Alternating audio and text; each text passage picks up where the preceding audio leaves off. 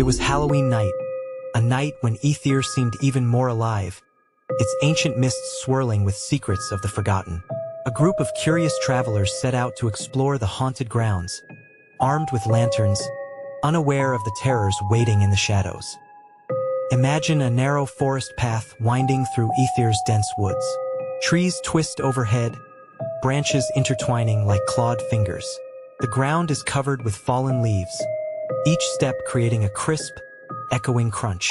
A thick fog hangs low to the ground, obscuring the path and leaving only a faint view of the road ahead. The fog is different tonight, a deep gray with an eerie green tint, shifting and writhing as though it's alive. Lanterns barely cut through the mist, casting eerie shadows that seem to follow the travelers. As they walk, they come upon a giant, hollowed-out tree looming to their right, its bark scorched black as though struck by lightning. The tree seems to watch them with a gnarled face formed from its twisted bark. Its branches are like skeletal arms reaching out, each one carved with cryptic runes that seem to glow faintly in the lantern light. They hear a sound, an eerie whisper, drifting from the tree's hollow. Leaves rustle, though there is no wind, and a soft light flickers inside the hollow. When they peek in, they see nothing but darkness. But the whisper continues, louder now, calling them deeper into the forest. They follow the whispers and stumble upon a strange sight. A pumpkin patch that seems more like a graveyard. Each pumpkin is carved with a ghastly face, twisted into grotesque smiles and sharp, wicked eyes. Strange symbols are scrawled across their surfaces, and each one glows with an unnatural, ghostly blue light. Vines snake across the ground, forming strange patterns. As they walk through, they realize the pumpkins seem to turn, following their every step. One of the travelers trips, falling onto the ground, and the pumpkin faces begin to laugh, an unsettling, hollow sound that fills the air, echoing off the trees. At the edge of the pumpkin patch lies an ancient, rotting bridge, spanning a dark chasm below. It stretches across, supported only by frayed ropes and planks half-rotten with age. Below, thick shadows churn as though alive, and when they look closer, the travelers swear they see faces in the depths.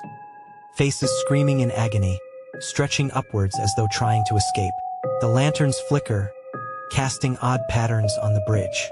Despite the rotting wood creaking with each step, they cross, compelled by an unseen force, feeling that something is following close behind. Beyond the bridge, they finally arrive at their destination. An abandoned house on a hill, its windows dark and hollow like eyes. The house looks almost alive, with vines crawling up the walls, twisted and gnarled. Fog curls around its base, and the front door stands ajar, as though inviting them in. They step inside, and the air grows colder, every creak of the floorboards echoing in the silence. Faint ghostly whispers fill the halls, each one carrying snippets of an ancient curse. The walls are lined with faded, grim portraits that seem to watch their every move, their eyes hollow and haunting. The lanterns flicker, and shadows lengthen, twisting into faces and forms on the walls. In the center of the house lies a grand room filled with mirrors of all shapes and sizes. Each mirror reflects a different version of the travelers. Some look older, with hollow, sunken eyes. Others appear bruised and worn, as though they have been wandering Aethir for centuries. As they walk through the room, the reflections start moving independently, slowly reaching out, pressing their hands against the mirror surface, their mouths moving in silent pleas. One of the travelers touches a mirror, and suddenly, their reflection reaches out, pulling them into the glass with an agonizing scream. The others stumble back, watching in horror as the reflection walks out, taking the place of the lost friend. Panicked, the remaining travelers flee the house, running into the cold night. The forest closes in around them, and the fog thickens, but they run faster, hearing the laughter of the pumpkins and the cries of the spirits from the chasm. Finally, they burst back onto the forest path, gasping for air, the haunted house no longer in sight. Just as they think they're safe, they see their friend, now twisted, with a vacant, hollow look, standing at the edge of the path, whispering their names in a cold, unrecognizable voice.